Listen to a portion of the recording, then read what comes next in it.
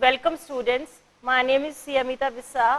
I am teaching you accounting for management, and under today's lecture we are going to discuss in detail the conceptual framework of preparation of final accounts. Final accounts are the basic fundamental to understand any financial statement of a business entity. So let us first understand what do we mean by financial statements. Financial statements are those statements and the statements which represents financial health of a business entity.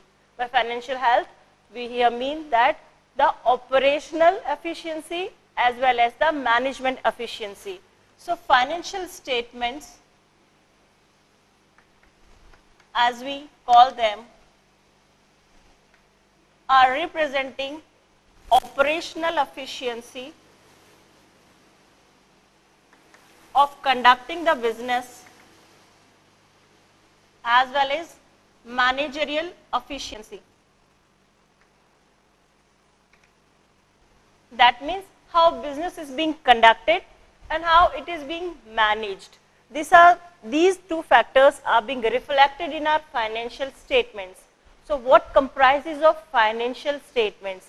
Under the conceptual framework of financial statement, we will learn first about the underlying documents comprising financial statements. So financial statement includes balance sheet, P&L account, notes to accounts and annexures thereto forming the part of balance sheet.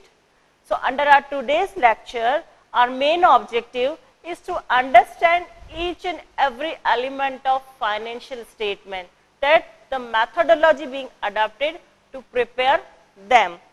So students, as we know that the first step under accounting is the recording of the financial statement, then classification of those statements, then summarizing, and the important part which we are doing under accounting is analysis. So preparation of financial statement is important part of analysis of those statements, because when we go into the business sphere, we have to analyze these data. So let us understand the methodology to prepare it. First of all, we will take up the trial balance. Trial balance is the summary of all the ledger accounts which are being reflected at one place. So first of all, we will take the trial balance of a business entity. Then we will segregate those parts which are being reflected as the operational part. That means whatever items are to be shown under trading account are being separated, then the P&L account items will be separated, and finally balance sheet items. So step by step we will prepare all these parts of the financial statements. To begin with, first of all, let us understand the format under which the balance sheet is being prepared. So moving towards balance sheet, we have to prepare first trading account. So trading account is being prepared for a period ending trading account for the year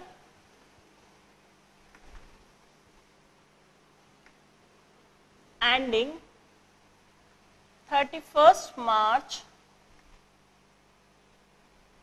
2013. So it is being prepared at the end of the year. A composite summary is being prepared. It will have two parts, debit and credit. We will segregate this under the given format. This is amounts column. We will write rupees over here. This is also amounts column where we are going to write about the rupees. So trading account is the account which reflects operational efficiency of the business. That is how the business is being conducted, how we are running the business. So it will reflect the sales turnover, the purchases so made, and the gross profit being derived out of such transactions which are being carried out. So when we look up at the trial balance, we can know that the credit balance would be reflected on the credit side of the trading account. Sales account would be written here and it will be written as buy. And on the debit side, we will use the terminology to. First of all, if the business is already being running, it will have the opening balance of the stock. So it will start with the opening balance.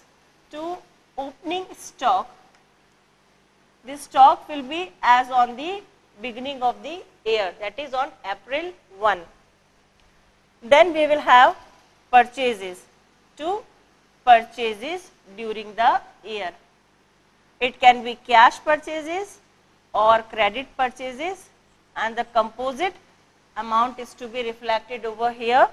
And if there are any returns, that is purchase return, those parts which are being returned back to the supplier, we will subtract it from the gross amount and write the final amount over here. So it will have opening stock, purchases. Moving to the credit side, there will be sales. Again, these sales can be on cash basis or on credit basis. Adding them, we will get the gross sales. Subtracting any returns thereof, we will get the net sales in the final column, and closing stock will be reflected again over here by closing stock. Now we will add up the credit side, that is sales and closing stock, and write down the totals. Here also we will add up the opening stock and purchases, and balancing figure will come as gross profit, or sometimes it may come as by gross loss. How gross profit is being determined? Where sales and closing stock is exceeding the purchases and opening stock, the figure reflected will be profit. Contrary to it, if opening stock and purchases value is higher than that of the sales and closing stock, the balancing figure would be loss. That means that our sales are not that much as we have made the purchases. So the figure of loss would be reflected over here. Another way to compute the gross profit is to find out cost of goods sold. Where we subtract sales and cost of goods sold, we can ascertain the gross profit. So its method is, we will make a note, it's called working note, to ascertain cost of goods sold. It will be reflected as opening stock, this will be in rupees, this will be amount column, add purchases,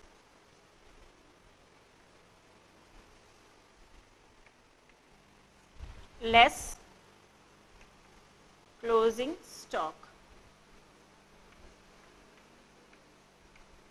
It will be a minus amount. The figure we are getting is cost of goods sold.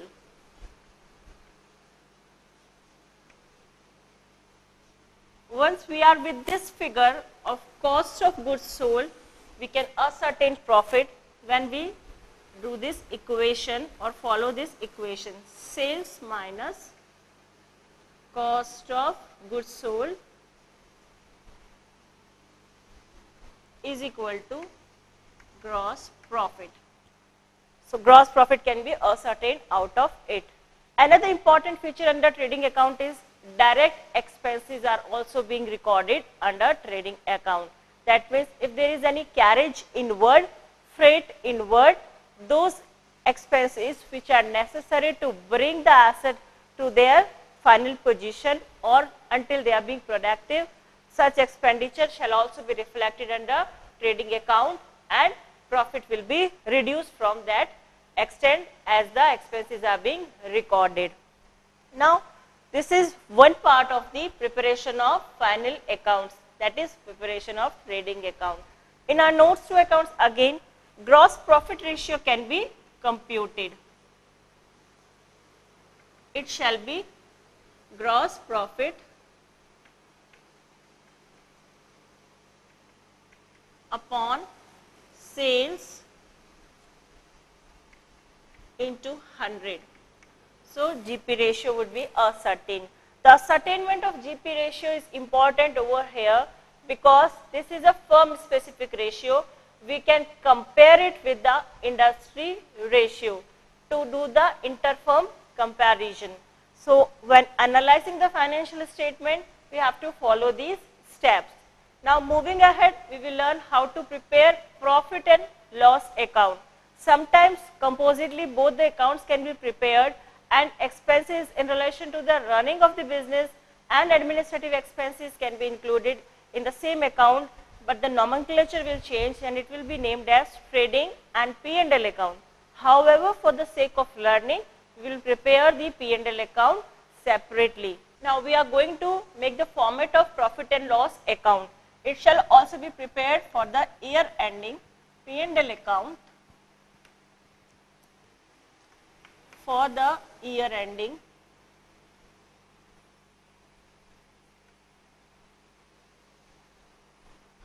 31st March 2013. It shall again have the two columns, that is two divisions, one credit and one debit.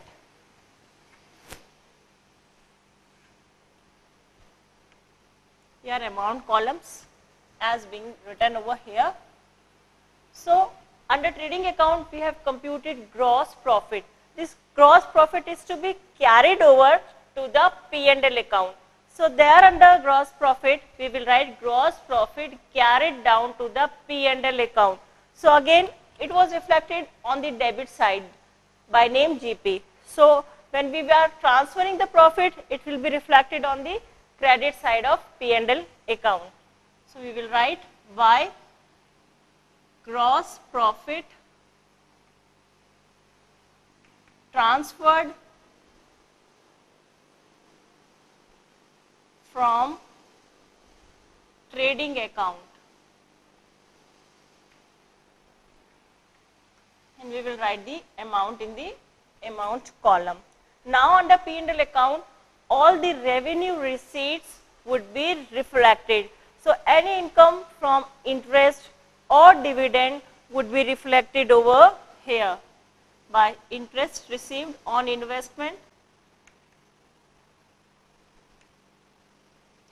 by dividend received, by profit on sale of asset. All such items can be reflected on the credit side of P&L account. However, this is not the exclusive list, it is an inclusive list. Any other item which meets the requirement of the revenue receipt would be accounted for under the credit side of P&L account. So in all we will get the revenue receipts under P&L account. Sales would not be reflected over here because it is already being shown in the trading account. Now coming to the debit side of the P&L account, we will have the list of expenses such as to rent, to salaries, office expenses,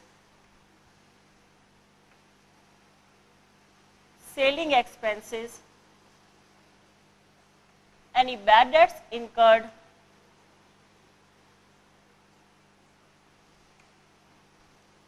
any freight being paid, postage, stationery, and then we will do the totaling of both the sides. Here we will add up the total of credit side, write it over here, and roughly we will calculate its total, and then we will subtract the total of credit side and debit side, and the balancing figure which we are getting is our net profit. Net profit means the profit earned by carrying out the business activity. It not only includes the operational profit, but also includes the expenditure which are being reduced for running day-to-day business activity. So administrative expenses, selling and distribution expenses, and all those indirect expenses which are being necessary for running the business shall be subtracted from the gross profit so earned, so that we can ascertain the net profit of any business entity. Now what happens to this net profit? it shall again be carried forward and added to the capital account.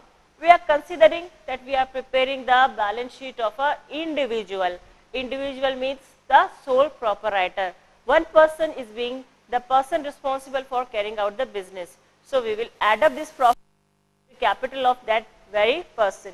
If it is a partnership firm, then as per the ratio, that is profit sharing ratio being determined by the partners, this profit will be transferred accordingly. For example, the profit is 50,000 and the ratio of distribution of profit is 3:2. So partner A will get 30,000 of the profit and partner B will get 20,000 of the profit, and it will be added to their respective capitals. That is, the share of profit of A will be added to his capital and the share of profit of B will be added to his capital according to the ratio so determined by the partners. And if it's company, then this will be transferred to P&L appropriation, and P&L appropriation will be reflected under reserves and surplus under the heading reserves and surplus. One more thing is that if expenditure are exceeding the receipts, we will get gross loss and it will be subtracted from capital rather than adding it up in the capital. So this is the mechanism of ascertaining the profit of any business entity. Now moving ahead, we will learn how to prepare the balance sheet. This is the third step in the preparation of financial statement. However, one more exercise we can do is to ascertain NP ratio, that is net profit ratio. Let us learn how to find out the net profit ratio. Net profit ratio, or it is popularly known as NP ratio, is equal to net profit upon sales into 100. This is the way in percentage it is being computed. Now next step is the preparation of balance sheet. Balance sheet is the statement reflecting the final position of the assets and liabilities of the company. That means historical data of business entity is being represented under financial statement, and out of which the assets and liability position are being reflected on the balance sheet. So at the end, how much assets are in hand in the company's and hands or with the company is being shown.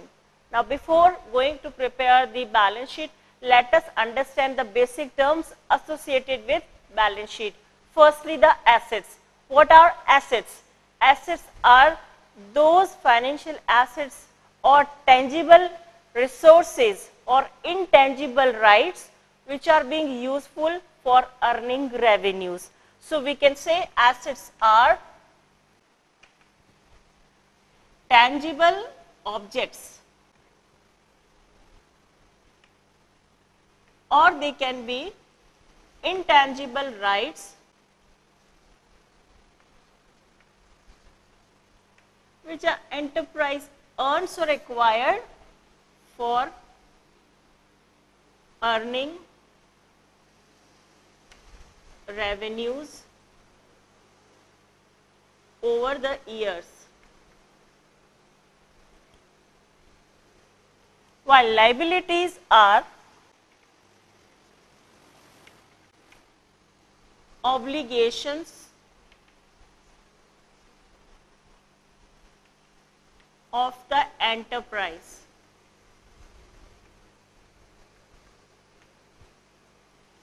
So here again we will go to assets. Assets, as we tell them or as we refer them as tangible objects. Tangible objects are those objects which can be touched or felt, and intangible rights are those rights which we cannot touch but they have the value in terms of business. They help in creating the revenues. So again under asset there are further classification. Assets can be of two types: fixed assets or current assets, and liabilities again They can be of two types, long-term liabilities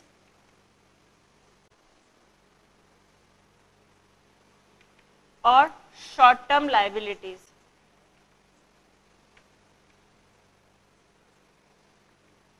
So when we prepare the balance sheet on the asset side, that is left hand side of the balance sheet, we will reflect all the assets.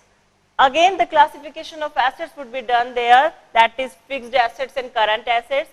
And under liability side, that is right hand side of the balance sheet, we will reflect capital, adding profit to it, and then we will reflect long-term debts and finally short-term debts. So short-term or long-term debts will include loans, debts, current liabilities.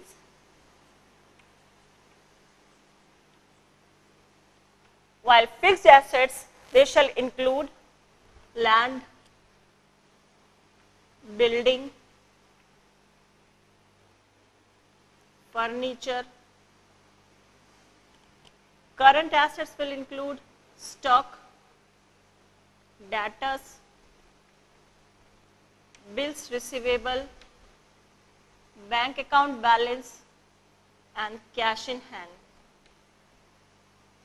So we can here evaluate the nature of fixed and current assets. Fixed assets are those assets which are being procured with a heavy investment and the benefit arising out of it are for longer period. That means if we acquire certain machinery, the machinery is a heavy expenditure. So once machinery is being acquired, it will help us to carry on our production process, and earnings out of machinery would be for more than 1 year. It will be a long-term source of revenue. While current assets are those assets which needs to be replaced after every cycle of production. For example, stock. Stock replenish every time the production is being. Again, it is to be used, it is to be purchased. While machinery need not to be purchased every time a production cycle is being completed. Similarly, debtors, they are for a shorter period. We will recover our money out of them. So current assets are those assets which are being there in the asset side for a shorter period of time. So this is a classification of assets and liabilities. Now let us learn how we are going to reflect it in the balance sheet. Now this is the format of balance sheet which we are going to prepare. Balance sheet is being prepared as balance sheet as on. It is specific. The date would be mentioned as on 31st March 2013. There will be two sides. Here they will not be assets, they will be assets and liabilities, but not the debtors and credit side. So this side will show assets, while this side will reflect the liabilities. And these are amount columns. So here we will write the distinction. Firstly, the fixed assets. Here it will have land, building,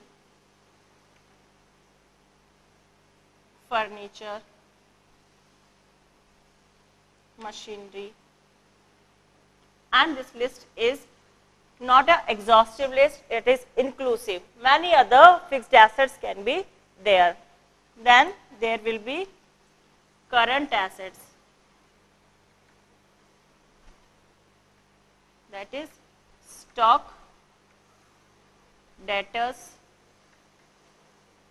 bank balance and cash. This will add up the total value. On the liability side, again there will be capital account first. In the inner column we will write here capital account. We will add net profit,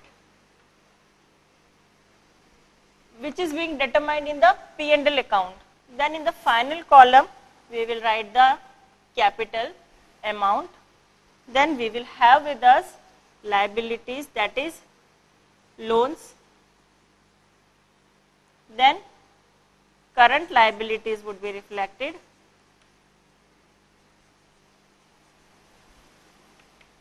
That is sundry creditors and bills payable. We will add it up. So the total of asset side and liability side should be equal. When both the sides are equal, we can be ascertain that our arithmetical accuracy as well as principles applied for the preparation of financial statements are being correct. Again, on the notes to accounts, we will find out the current ratio. It is a ratio where current assets are being divided by current liabilities. Ideally, this ratio should be 2:1. Any change in the actual data would reflect the position, that how well the liquidity position is being maintained in the company. Liquidity means that how much cash is being available with the company or easily convertible assets are there so that the short-term obligations can be paid off. Then we can again have quick asset ratios with us, where quick assets upon current liabilities are being ascertained. Next important terminology is working capital. Working capital is nothing but the difference of current assets and current liabilities. So in our balance sheet, we are having the current assets as this much. Suppose this total amount comes to be 40,000 and current liabilities are 20,000. So our working capital would be 40,000 minus 20,000 would give us the working capital figure to be 20,000. The current ratio will come as 2:1. That is 40,000 divided by 20,000. And under quick ratio, stocks are being eliminated. The methodology of preparation of financial statement, that is preparation of trading account, then ascertaining gross profit, ascertaining GP ratios, preparation of P&L account and ascertaining net profit, transferring it to the capital account, ascertaining the NP ratios. We have learned to prepare the balance sheet. Then this balance sheet should be equated and further accounting ratios are being computed in relation to liquidity. However, certain other ratios can also be computed, that is based on solvency and turnover, which we will learn under the lecture ratio analysis. They are the general information which are being reflected under accounting ratios, so we have computed them. Now, when we prepare the final accounts, one more very important aspect we need to learn is the adjustment entries.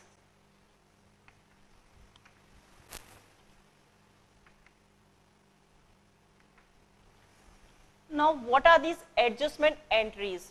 Adjustment entries are those entries which needs to be adjusted after the books of accounts are being closed. That means they were the important transactions, however, the same were not reflected in the books of account, but keeping in view the principle of accrual and the matching concept, we need to account for them into our balance sheets so that correct and fair view of the financial statements can be reflected and the end user can rely on them to make their decisions.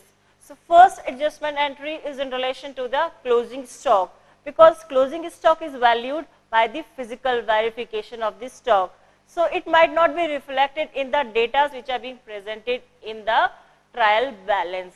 So we will make a adjustment entry in relation to closing stock first.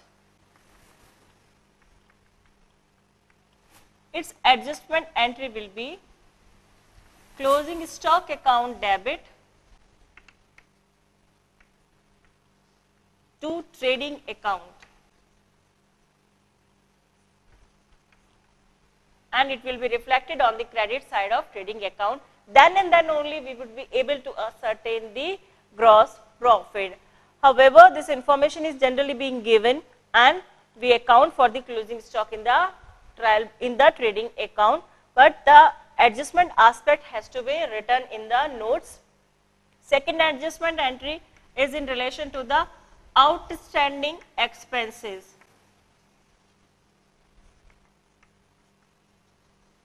Now, what are outstanding expenses?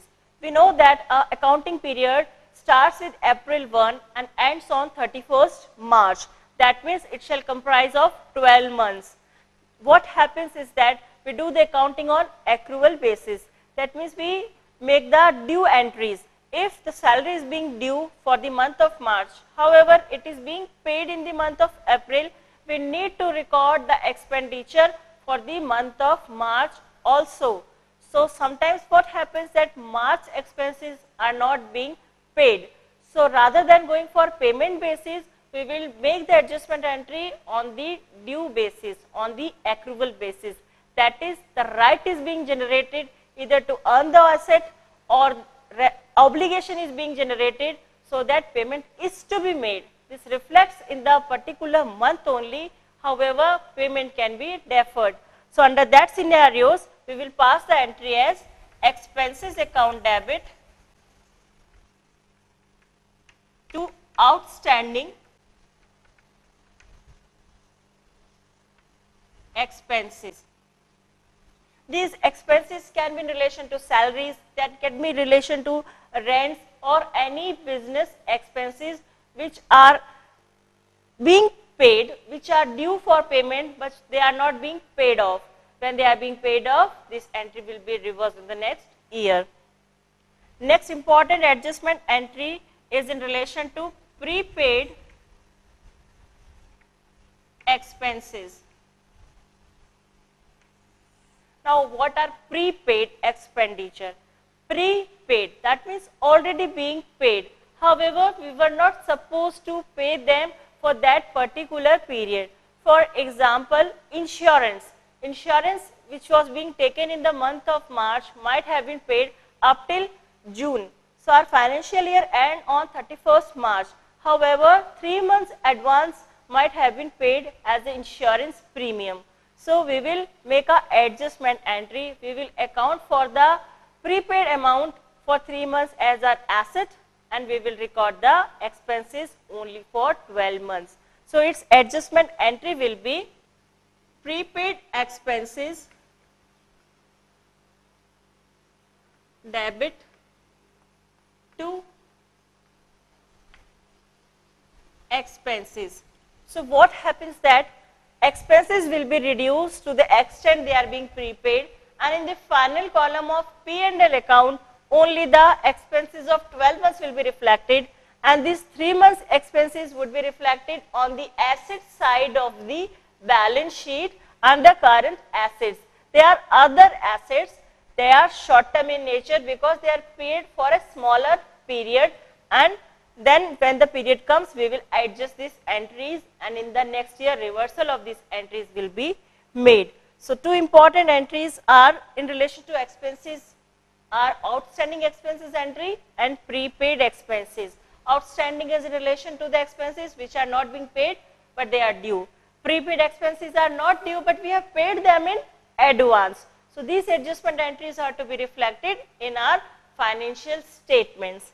Now, another important adjustment entry is in relation to the accrued income. Accrued income is in the same way as prepaid expenses. The income is as in the same way as the outstanding expenses. Here income is accrued but it is not being received. So, we will pass the entry as accrued income to income. So, these are the important adjustment entries which are to be reflected in our balance sheet and their effect should be given. Another important aspect which we need to take care is of the interest on capital. If the information is being given, we have to account for interest on capital, interest on drawing, or if the rate of any loan is being given. However, the interest amount is not reflected, we have to compute the interest on that very specific loan. We have to account for that interest on loan as a charge on our P&L account and have to reflect the same in the P&L account. So, adjustment entries too shall form the part of our balance sheet. With this, we have learned how to prepare the final accounts. The entire methodology is to be adopted step by step. Trading accounts are to be prepared, P&L accounts are to be prepared, balance sheets are to be prepared, balance sheets should match up, and if there are any adjustment entries at the year end, its effect is to be reflected on the face of the P&L account and resultantly on the balance sheet. Hopefully, there has been a happy learning in this lecture. Thank you.